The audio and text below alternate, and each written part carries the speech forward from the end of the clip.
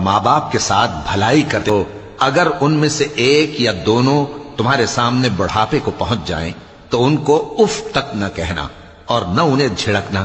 اور ان سے بات ادب کے ساتھ کرنا، اور عجز و نیاز سے ان کے آگے جھکے رہو اور ان کے حق میں دعا کرو کہ اے پروردگار، جیسا انہوں نے مجھے بچپن میں شفقت سے پرورش کیا ہے تو بھی ان کے حال پر رحمت فرما، جو کچھ تمہارے دلوں میں ہے تمہارا پروردگار اس سے بخوبی واقف ہے، اگر تم نیک ہوگے تو وہ رجوع لانے والوں کو بخش دینے والا ہے، اور رشتہ داروں اور محتاجوں اور مسافروں کو ان کا حق ادا کرو، اور فضول خرچی سے مال نہ اڑاؤ کہ فضول خرچی کرنے والے تو شیطان کے بھائی ہیں، اور شیطان اپنے پروردگار کی نعمتوں کا کفران کرنے والا یعنی ناشکرا ہے۔ اور اگر تم اپنے پروردگار کی رحمت یعنی فراخ دستی کے انتظار میں جس کی تمہیں امید ہو ان مستحقین کی طرف توجہ نہ کر سکو تو ان سے نرمی سے بات کہہ دیا کرو، اور اپنے ہاتھ کو نہ تو گردن سے بندھا ہوا یعنی بہت تنگ کر لو کہ کسی کو کچھ دو ہی نہیں، اور نہ بالکل کھول ہی دو کہ سبھی کچھ دے ڈالو، اور انجام یہ ہو کہ ملامت زدہ اور حسرت زدہ ہو کر بیٹھ جاؤ۔ بے شک تمہارا پروردگار جس کی روزی چاہتا ہے فراخ کر دیتا ہے اور جس کی روزی چاہتا ہے تنگ کر دیتا ہے، وہ اپنے بندوں سے خبردار ہے اور ان کو دیکھ رہا ہے۔ اور اپنی اولاد کو مفلسی کے خوف سے قتل نہ کرنا، کیونکہ ان کو اور تم کو ہم ہی رزق دیتے ہیں، کچھ شک نہیں کہ ان کا مار ڈالنا بڑا سخت گناہ ہے، اور زنا کے پاس بھی نہ جانا کہ وہ بے حیائی ہے اور بری راہ ہے، اور جس جاندار کا مارنا اللہ نے حرام کیا ہے اسے قتل نہ کرنا مگر جائز طور پر یعنی بفتوائے شریعت،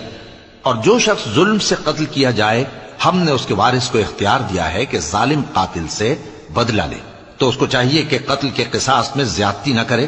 کہ وہ منصور و فتح یاب ہے، اور یتیم کے مال کے پاس بھی نہ پھٹکنا مگر ایسے طریق سے کہ بہت بہتر ہو، یہاں تک کہ وہ جوانی کو پہنچ جائے، اور عہد کو پورا کرو کہ عہد کے بارے میں ضرور پرسش ہوگی، اور جب کوئی چیز ناپ کر دینے لگو تو پیمانہ پورا بھرا کرو، اور جب تول کر دو تو ترازو سیدھی رکھ کر تولا کرو،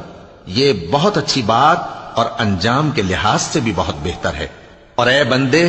جس چیز کا تجھے علم نہیں اس کے پیچھے نہ پڑ کہ کان اور آنکھ اور دل ان سب اعضاء کے بارے میں ضرور باز پرس ہوگی، اور زمین پر اکڑ کر اور تن کر مت چل کہ تو زمین کو پھاڑ تو نہیں ڈالے گا اور نہ لمبا ہو کر پہاڑوں کی چوٹی تک پہنچ جائے گا، ان سب عادتوں کی برائی تیرے پروردگار کے نزدیک بہت ناپسند ہے۔ اے پیغمبر، یہ ان ہدایتوں میں سے ہیں جو اللہ نے حکمت کی باتیں تمہاری طرف وحی کی ہیں، اور اللہ کے ساتھ کوئی اور معبود نہ بنانا کہ ایسا کرنے سے ملامت زدہ اور راندہ درگاہ بنا کر جہنم میں ڈال دیے جاؤ گے۔ مشرکو، کیا تمہارے پروردگار نے تم کو تو لڑکے دیے اور اپنے لیے فرشتوں کو بیٹیاں بنایا؟ کچھ شک نہیں کہ یہ تم بڑی نامعقول بات کہتے ہو، اور ہم نے اس قرآن میں طرح طرح کی باتیں بیان کی ہیں تاکہ لوگ نصیحت حاصل کریں، مگر وہ اس سے اور بدک جاتی ہیں۔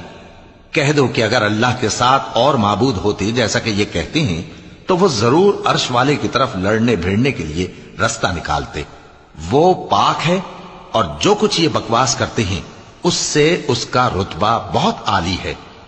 ساتوں آسمان اور زمین اور جو لوگ ان میں ہیں سب اسی کی تسبیح کرتے ہیں، اور مخلوقات میں سے کوئی چیز نہیں مگر اس کی تعریف کے ساتھ تسبیح کرتی ہے، لیکن تم ان کی تسبیح کو نہیں سمجھتے، بے شک وہ بردبار ہے، غفار ہے۔ اور اے نبی، جب تم قرآن پڑھا کرتے ہو تو ہم تم میں اور ان لوگوں میں جو آخرت پر ایمان نہیں رکھتے چھپا ہوا پردہ یعنی حجاب ڈال دیتے ہیں،